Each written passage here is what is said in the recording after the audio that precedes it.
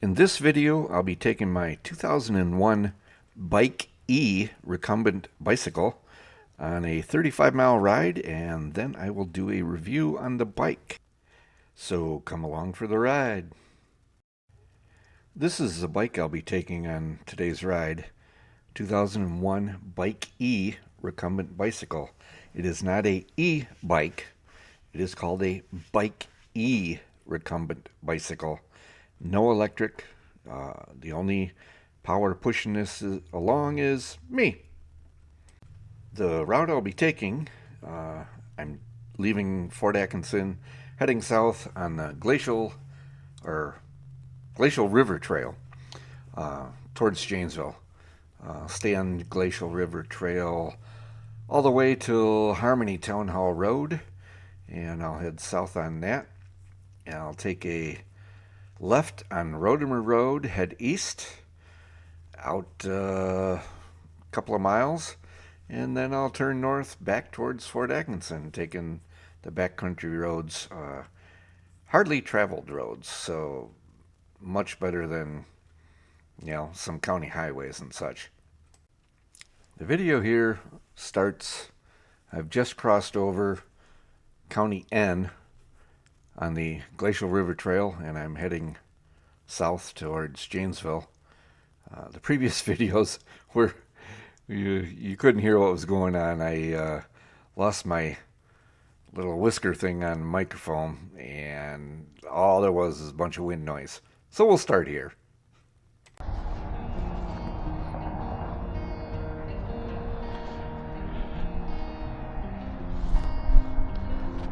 Don't know if we're going to get good sound out of this or not.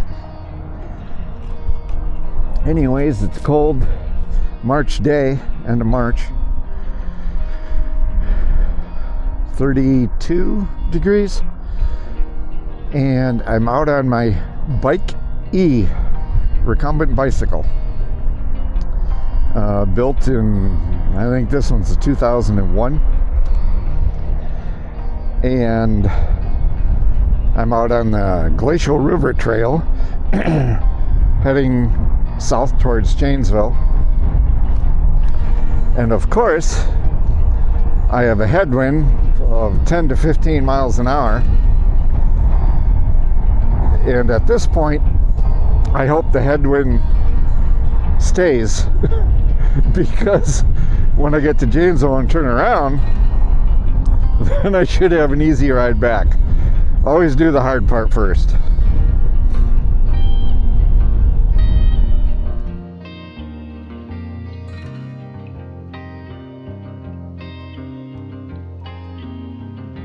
When you're on a recumbent, there's a lot of shifting going on, especially when you get on hills. It's just the way it is. You're not using your weight on the pedals. You're actually using just your leg power.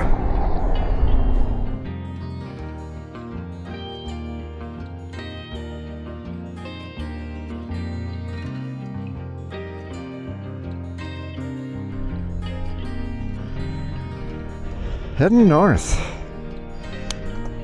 So things just got a whole lot easier. I got a 15-mile-an-hour wind in my back, and instead of riding along on the Glacial River Trail next to Highway 26, I decided to take Vickerman Road north. And so far there's only been one car, and I've been on this for quite a few miles.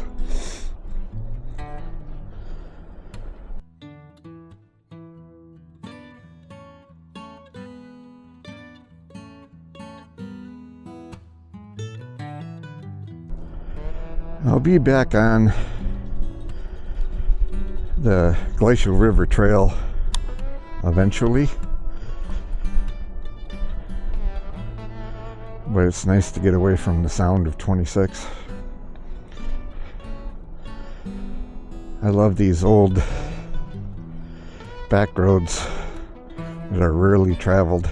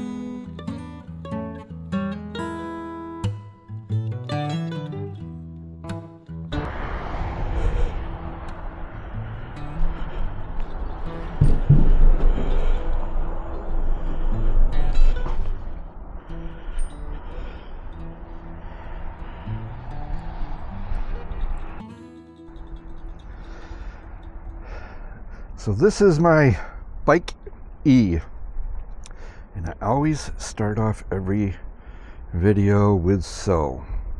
Okay, anyways, Bike E, not e-bike, but Bike E. It is a recumbent bike built in the late 90s, early 2000s, and then they got in a tiff with Cannondale because they were using their marketing or manufacturing facility in Taiwan, and Cannondale won. Of course, Bike E lost, so they are no longer, but they do pop up on Marketplace quite a bit.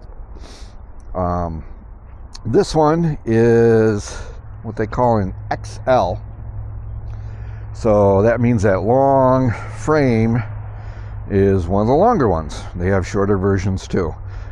Makes the wheelbase a little longer, but there's literally inches difference between the regular, the small, the XL, etc., etc. It does have an air shock, a Crane Creek air shock. I rebuilt that, and it's necessary on an e-bike, and here's why. On a regular bike, when you're coming up to a curb or a big bump in the road or whatever, you can stand up on your pedals. On a recumbent bike, you are still on your butt. So your butt and your spine take the full brunt of any bumps. Now, you do have a larger seat, so your whole weight isn't sitting on this little dinky thing right on your butt bones. You have a much bigger seat and a beautiful backrest. This is my go-to bike whenever I just want to go for a ride. I'm not trying to get anywhere far, whatever, or the person I'm riding with doesn't have a bike that'll go the same speed. This is the bike I hop on. And the reason I hop on this bike is it is so darn comfortable. You are just sitting there, leaning back a little ways, not too far where you're looking up at the sky, and your feet are out in front of you at a comfortable position, pedaling.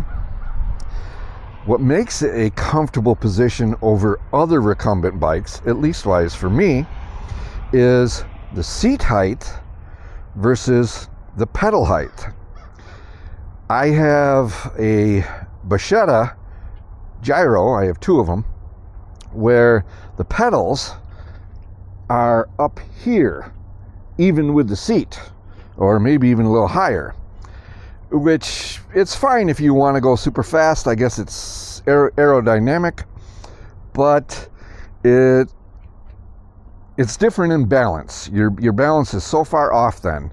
It's not impossible to balance, it's just not what we're used to if you've been riding bikes for 50 years. So you have your feet down a little farther than your butt, but not too far down, and you got a comfortable position.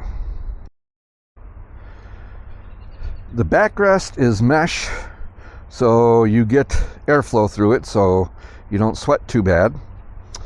The rear hub is an internal 3-speed and an external 7-speed. They made them in different configurations. They also have an external 9-speed, and then they put a mid-drive right here. I have one of those also. I'll show you in a subsequent video. This bike I can comfortably cruise at 12, 13 miles an hour for a very long time. The way the gearing is and everything, for a very long time, except for when you come up to a hill. When you hit a hill, you no longer can use the weight of your body on the pedals. You are simply using the strength of your legs to push from here to the pedals. That's all you got. So the hills are harder. But when you're not on a hill, the recumbent position is insanely comfortable and more aerodynamic. You have zero weight on your arms. Zero. Your arms simply rest on the handlebars. So the bumps and everything that would bother me on my Trek bike, or if you're on like a mountain bike or whatever where you're leaning forward, don't bother you at all, because you're just resting your hand on there to steer. That's it. Again, there's 3 speeds on the left, and this one has 7 on the right. They make different handlebar configurations, but they're all generally like this. I've added a mirror, very, very important. Place for my phone. A bell. Also very important. Bottle holder. There's a place for another bottle holder up front. I don't know what I'll do. I put this literally a lunch bag from a thrift store, and I strapped it to the back brace, and then I put a rubber bungee on there to hold it from flopping around, and that's what I use for my storage. For everything every trip that I've gone on so far, that's all I needed. I needed a lunch and some tools and etc. You see these green flashies? I have green flashies and blue flashies, and I got this flag. You say, oh, only kids' bikes have flags. No. Reason I have a flag is when you're sitting down on this, you are now at eye level from the cars. When you are sitting down on a normal bicycle, an upright bicycle, you are higher than the cars. They can, if they're actually looking, see you more. On this, not so much. You can blend into the background, I guess. And they don't look for you anyway, so you do everything you can to make yourself more visible. So do I look nerdy riding around with this orange kitty flag and this reflector and these goofy lights? And I also have a red flashy down here. I got all those things going when I'm going down the road. Do I look goofy? I don't know, but I look, and so I can be seen more.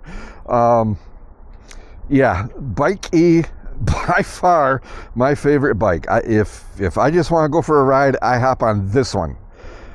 Now this one is going to undergo some changes. I'll get to those in a subsequent video, but to further explain, 20-inch rear wheel for those who are looking to see what sizes these exactly are, and a 16-inch front. So with those size wheels, you're not going to cruise super fast. I've gone down hills at 22, 23 miles an hour, but again, cruising, I'm looking at 13. If I push it a little bit, 15. If I want to go easy, 9, 10. The other day I went for a 36-mile ride, and half of it I was doing 8 miles an hour because I had a 12-mile-an-hour headwind. But super stupid comfortable. You can adjust the seat height right there, So I could take this little thing here, put it through there, which lifts it up, and actually you're not adjusting the seat height, you're adjusting the tilt of the backrest. The seat can tilt also the same way. There's little places you can do that. It slides on this rail using 2 of these quick release things, so it's adjustable for anybody. Handlebars are adjustable. Like I said, just stupid comfortable. My future plans for this bike, since it's my favorite bike, I am going to electrify it. I like my Trek. It's good. It's just not as comfortable. The more I ride it, I guess my butt will get used to it, etc., etc. I put 800 miles on it so far. But I want to do some longer rides with this one. So I'm going to electrify it. Not to have it where I'm on electric the whole trip, but I would like electric for the hills. Like I said, the hills kick my butt. I'm too heavy, so yeah, the hills do that. If you're a lighter rider and stronger legs, it probably wouldn't be as much of an issue, but on a recumbent bike, hills are your nemesis. No getting around it. So I want to electrify it. And what I think I'm going to do, I do like the torque sensing mid-drive that I have on my Trek. So there is a company that Varstrom makes a mid-drive torque sensing. So I'm going to combine my other Trek that has the mid-drive right here. There's a chain going from the front to the mid-drive, and then a separate chain going from the mid-drive to the back. So I'm going to mount the Varstrom mid-drive motor there.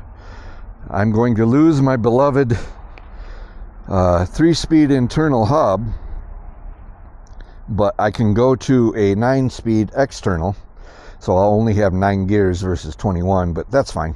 So I will put the wheel from my other Bike E on this, end up with a 9-speed, which frees up the shifting on this side for, I don't know.